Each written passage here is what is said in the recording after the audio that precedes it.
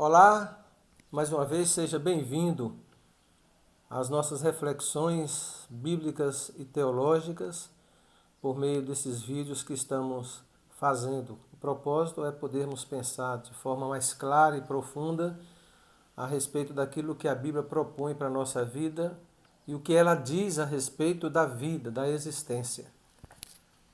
Eu gostaria, então, para a nossa reflexão, ler o texto de Paulo aos Romanos, capítulo 8, verso 18 e 19, que dizem assim: Considero que os sofrimentos do presente não se podem comparar com a glória que será revelada em nós, pois a criação aguarda ansiosamente a revelação dos filhos de Deus. O sofrimento nos ensina a viver. Será que é possível isso? Será que é possível durante o sofrimento ou na experiência da dor, do sofrimento, a gente tirar alguma lição de valor para a nossa vida, importante para o nosso aprimoramento e aperfeiçoamento como seres humanos? O Henrique Frederic Amiel tem uma frase quanto a isso, quanto ao sofrimento e do aprendizado durante o sofrimento, e que ele diz: queres conhecer a arte de viver, meu amigo? Está contida numa frase: faça bom proveito do sofrimento. Agora, para nós, principalmente ocidentais, que somos o tempo todo incentivados a experimentarmos da felicidade ou sermos felizes e assim evitando o sofrimento e a dor, como é que a gente pode, de alguma maneira, conhecer dessa arte de saber viver ou aprender a viver por meio do sofrimento? É importante dizer que o sofrimento em si, ele não é bom. Ele só será útil para nós ou nos ensinará a viver quando estivermos com as nossas mãos vazias diante de Deus, reconhecendo então como fonte da nossa felicidade. Enquanto quisermos ser senhores da nossa própria vida, da nossa própria existência, o sofrimento nos levará ao desespero e à angústia. Somente quando Deus é nosso amor maior, amor que não podemos perder, nem mesmo com a morte, conseguimos enfrentar tudo com paz. O sofrimento não deve ser eliminado, mas sim temperado e sustentado com amor e perseverança. São palavras do Timothy Keller. Então, o que ele está dizendo é que nós não devemos, em meio à experiência do sofrimento, pelo menos na nossa primeira atitude, não é de eliminar o sofrimento, mas temperá-lo e sustentá-lo com amor e perseverança. E fazendo assim, o sofrimento nos ensinará a viver. Um exemplo desse tipo de experiência é dita pelo escritor aos Hebreus. Está no capítulo 5, verso 7 e o verso 8, que diz o seguinte: nos dias de sua vida, falando de Jesus, com grande clamor e lágrimas, Jesus ofereceu orações e súplicas àquele que podia livrá-lo da morte. E tendo sido ouvido por causa do seu temor a Deus, embora sendo filho, aprendeu a obediência por meio das coisas que sofreu. O destaque, então, aqui no finalzinho do verso 8, é que, embora sendo filho, Jesus aprendeu a obediência por meio das coisas que sofreu.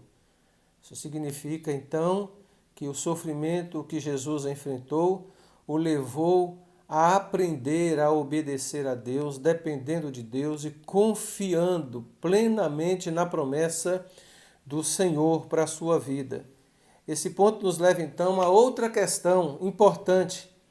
Qual a teologia bíblica quanto à condição humana e nosso relacionamento com Deus? Uma teologia da cruz ou uma teologia da glória? Quem vai fazer o contraste entre essas duas maneiras de ler as Escrituras, considerando o aspecto do sofrimento, é o reformador Lutero. Então, ele diz quanto à teologia da glória. Ele diz que na teologia da glória, o mundo espera um Deus forte, cujos seguidores são abençoados e bem-sucedidos apenas quando juntam todas as suas forças e seguem as leis divinas ao pé da letra. E no meio cristão há muitos defensores dessa teologia, da teologia da glória, teologia da força, teologia do poder, em que o homem busca por meio das suas capacidades, usando como princípios alguns elementos bíblicos para construir a sua própria história. Os defensores, então, da teologia da glória acreditam que se tudo corre de vento em popa, é porque estamos vivendo corretamente e Deus está feliz conosco.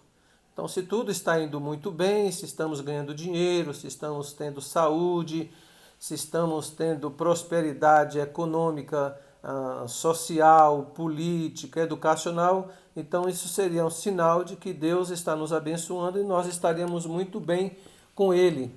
Mas se as coisas vão mal, é porque nosso viver não está correto e Deus se afastou de nós. Por outro lado, na teologia da cruz, encontramos a manifestação do amor de Deus. A mensagem surpreendente das Escrituras afirma que a revelação mais profunda do caráter de Deus está na fraqueza, no sofrimento e na morte na cruz. Essa é a revelação surpreendente das Escrituras, são palavras também do Timothy Keller. Se as coisas vão mal, é porque o nosso viver não está correto diante de Deus? Será que estaríamos colhendo na nossa caminhada as consequências de não sabermos lidar, por exemplo, com alguns princípios bíblicos? Não seríamos ou não estaríamos à altura de colocar em prática tudo aquilo que de forma legal nós deveríamos fazer e obedecer? O que é proposto na teologia da cruz é algo bem diferente. É que a mensagem ela é surpreendente e de fato nos surpreende. Por quê? Porque a revelação mais profunda de Deus não está nessas conquistas, na força, no poder, baseado inclusive naquilo que o homem pode fazer, mas está na fraqueza, no sofrimento e na morte na cruz. É na cruz que Deus revela sua graça, seu amor, o seu cuidado para conosco. É na cruz que a beleza de Deus é manifestada. É naquilo que aparentemente para o homem é uma fraqueza e uma derrota que Deus está mostrando a sua força e seu poder. O apóstolo Paulo ele entendeu isso muito bem quando ele escreve aos Coríntios, na primeira carta, capítulo 1, verso 18, ele diz que a palavra da cruz ela é insensatez para os que estão perecendo, mas para nós que estamos sendo salvos é o poder de Deus.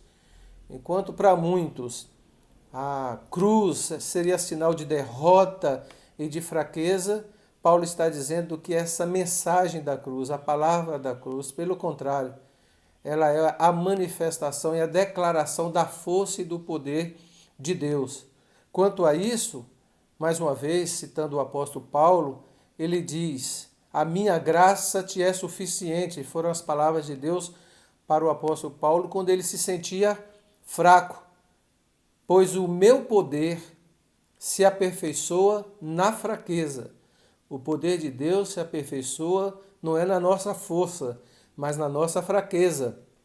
Por isso, diz Paulo, de muito boa vontade me gloriarei nas minhas fraquezas, a fim de que o poder de Cristo repouse em mim. Por isso, eu me contento não nas fraquezas, nas ofensas, ou eu me contento, melhor dizendo, nas fraquezas, nas ofensas, nas dificuldades, nas perseguições, nas angústias, por causa de Cristo. Pois quando sou fraco, então é que sou forte. Então, o que Paulo está dizendo, que serve para todos nós e para a nossa experiência diária, é de que quando estamos enfraquecidos durante a nossa caminhada, a nossa existência, a nossa vida, e dependendo de Deus, da intervenção de Deus, do amor de Deus, é aí que a gente experimenta da verdadeira força. Pois é quando a gente é fraco, quando nós abrimos as nossas mãos, dizendo para Deus que nós não temos poder, nós não temos força para construir a nossa própria história, mas nós dependemos dele completamente. É aí que Deus manifesta a sua força em nós, e é aí que nós nos tornamos fortes. Que Deus nos abençoe, que Deus nos dê da sua graça e da sua misericórdia, para enfrentando esses momentos de dificuldades, nos sintamos fortes em Cristo Jesus. Vamos fazer uma oração. Meu Deus, muito obrigado, Senhor, pela tua graça que nos fortalece, pela tua misericórdia, pelo teu cuidado para conosco, mesmo nos momentos difíceis da vida. O Senhor está conosco, presente em nós. Nos ensina a viver nos momentos de dor e de sofrimento, que a tua graça repouse sobre nós. Em nome de Jesus. Amém.